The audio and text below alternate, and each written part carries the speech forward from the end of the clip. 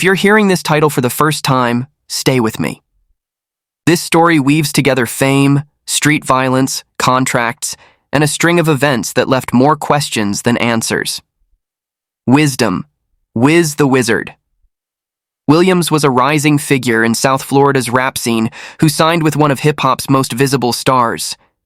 He lived a life threaded with music, reputation, and real-world danger.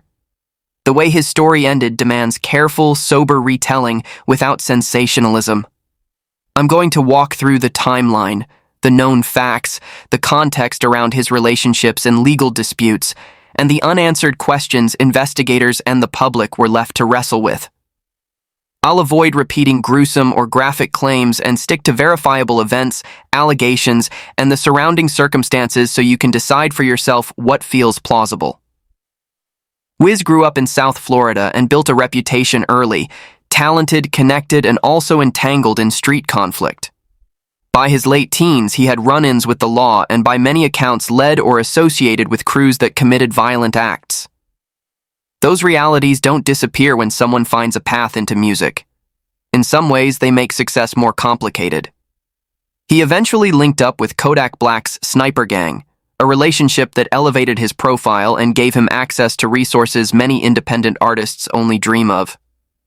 At the same time, the music industry's deals and loyalties can be fraught, and conflict over contracts is common. Wiz publicly expressed frustration about his contract terms and said he wanted to buy his way out. Those messages, posted online, made the dispute visible to fans and rival crews alike. Public disputes about contracts and perceived slights are not the same as motive for violence, but they are pieces of context that matter when a violent death follows soon after.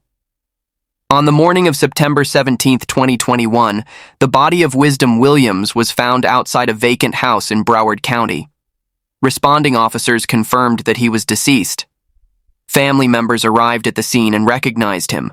Local outlets and social media also reported his identity. Law enforcement described the scene as involving serious trauma, and investigators immediately treated the death as suspicious. Witness statements and early reports suggested the possibility that the body had been moved to that location after the killing. Those details were important because they raised the prospect of planning and coordination rather than a spontaneous street altercation.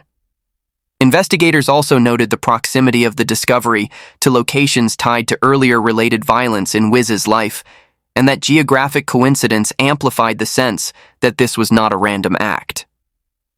The public timeline leading up to the death contains several notable developments. Wiz had been involved in a long-running feud that touched Kodak Black, and an earlier falling out between Kodak and Wiz's cousin Wham had driven a wedge between them. Wiz repeatedly claimed that he was being blackballed, removed from tours, and blocked from opportunities. He said he wanted to exit his deal and buy his contract, and he used social media to make these grievances public. Those posts fed online arguments and sometimes encouraged hot takes from supporters on both sides. At the same time, some within Wiz's circle and in the wider community viewed him as someone who remained dangerously involved with street activity. Arrests, indictments, and allegations over the years documented a pattern of involvement in violent incidents going back to adolescence. That history makes him a complicated figure to many observers, an artist with talent and ambition, and a person who lived with the very real risks that come from long-term exposure to violent conflicts. There were known rivalries and legal cases that intersect with this story.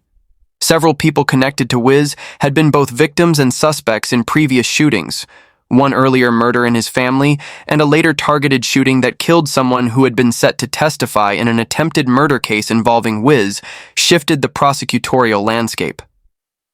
Those earlier crimes complicated investigations and made it harder for authorities to quickly untangle motive from opportunity. When detectives later arrested a suspect believed to be affiliated with an opposing group, that arrest closed one chapter, but it did not resolve all the questions surrounding why Wiz was killed or whether broader coordination contributed to his vulnerability. One recurrent concern among commentators and family is the pattern sometimes called a setup or backdoor, where someone is made vulnerable by people they trust or by circumstances engineered by adversaries. In other high-profile rap community killings, families and observers have alleged that payments, drugs, or cooperation from a trusted party played a role. Those claims are serious and, when supported with evidence, can alter legal outcomes. In Wiz's case, some in the community pointed to anomalies. Why would an experienced street figure be caught off guard unless someone he trusted betrayed him, or unless he was incapacitated in some way that made him easier to target? Police and prosecutors have a heavier burden. They must build charges that can survive in court, and public speculation can outpace what investigators can confirm. Still, those questions remain central to why many people find this death especially troubling, rather than part of the sadly common pattern of street violence. It's also important to separate correlation from causation. Wiz's public fight over his contract with Kodak and his affiliation with Sniper Gang are facts. So are his criminal history and the existence of rivalries. But asserting direct responsibility, for example, claiming that a fellow artist or label executive ordered or arranged his killing, requires evidence that has not been publicly proven. Arrests and charges related to the case have been reported, and one man was detained on suspicion of involvement, but charges can change and not every arrest leads to conviction.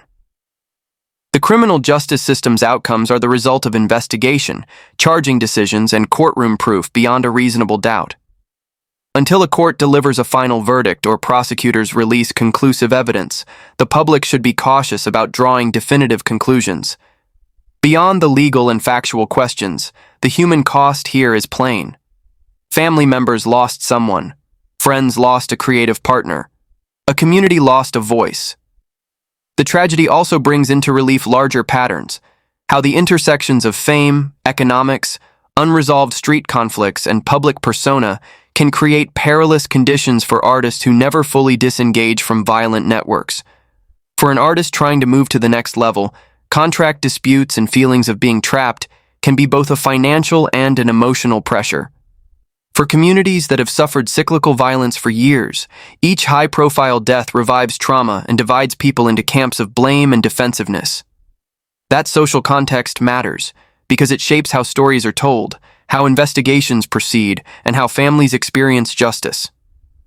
If you're asking what to take away from this without descending into conspiracy or unsupported claims, keep the facts in focus, recognize the limits of public evidence, and be wary of narratives that fill gaps with speculation.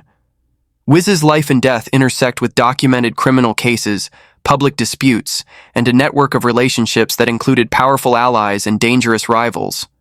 All of those elements create plausible motives and opportunities, but they do not replace solid proof.